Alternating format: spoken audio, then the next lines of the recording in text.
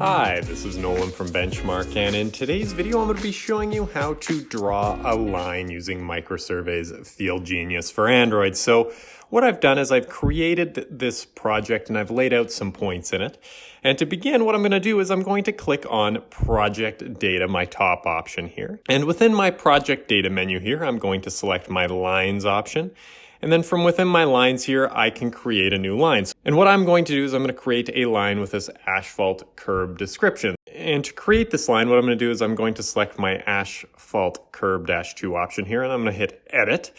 And you can see I'm brought to the map screen here, and I can choose my line vertices. So I'm going to choose points 1 and points 2, and then I can draw up to point 1, 2, and 3 here, and then back down to point 1. And you can see that I've created this lovely little hourglass shape on my map screen. And if I close this menu, there is one other way that I can create a line. So what I'm going to do is I'm going to select my line here, and you can see here that I have several different options, and I'm going to choose my new line option from the menu here.